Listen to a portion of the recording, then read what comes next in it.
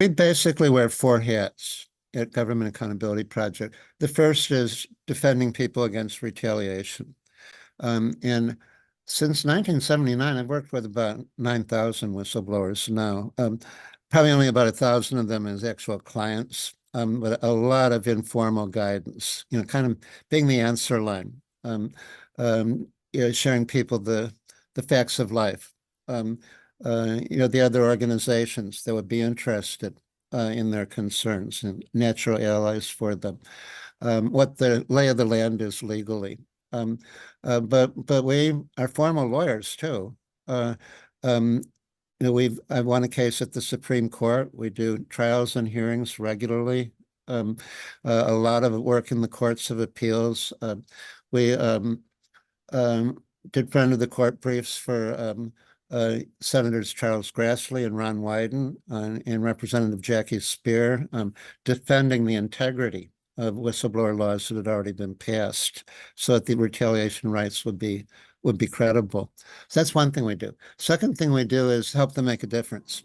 Kind of the idea is, at the beginning, the individual whistleblower is isolated, and it's easy to crush somebody. They're all alone, and the organization has unlimited resources to harass them and to discredit them. And isolation is the fatal word for whistleblowers. When a whistleblower comes into me and they want to make a difference, all you've got is really good evidence and a strong law. You're in big trouble, because if you don't have a lot of solidarity in different directions, you're just going to get crushed, and the problem will end up being worse. So you have to have solidarity from your peers. What we try to do is take the single pebble of the truth and turn it into a landslide. It's easy to trash and smear one person. It's kind of hard to say, if there's 30 or 40 or 50 people, or one investigation, you had 100 affidavits that we took, and everybody's lying except me, and I don't want to talk about it. It becomes almost inevitable where the con is, and then that develops the political base for us to turn the truth into power when we've got such solidarity at the evidentiary level. But then we've got to get solidarity at the political level.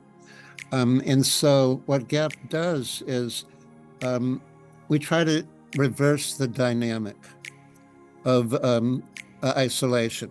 Initially, if you're going to have a picture, say you have a circle, and that circle is a corrupt bureaucracy. Government, corporate, NGO, media, any organization is susceptible to the temptations. And there'll be a little dot in the middle. That dot's the whistleblower. And all the pressure would be keeping the whistleblower's knowledge inside the circle. Don't let the truth outside the organizational walls.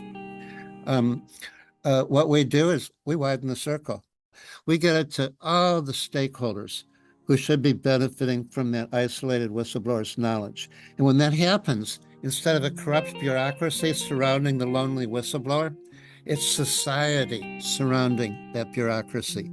And even the Department of Justice, the CIA, the Boeing Corporation,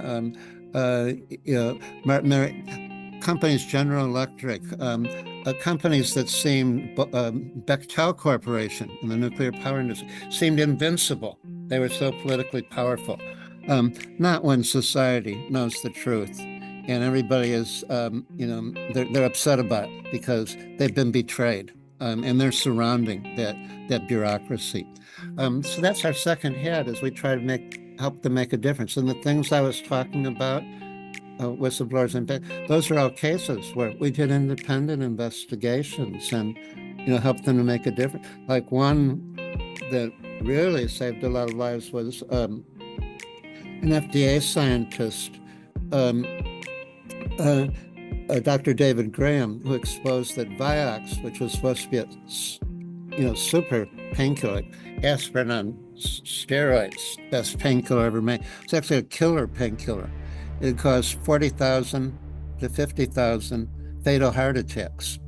It's about as many Americans as died in the Vietnam War, close to it, only from a drug that our government had officially decreed was safe. Um, and when the truth came out within a month, the manufacturer had to stop manufacturing it. Because even though they were making $1 billion a year in profits from these types of drugs, there were $400 billion a year in lawsuits, $400 billion in lawsuits from the families who had died. The truth really makes a difference. The third thing we do is try and strengthen the free speech laws constantly. So I've been in the front lines to pass 39 whistleblower laws from Washington, D.C., to most of the federal ones, to the United Nations, the World Bank, the African Development Bank, Ukraine, Serbia.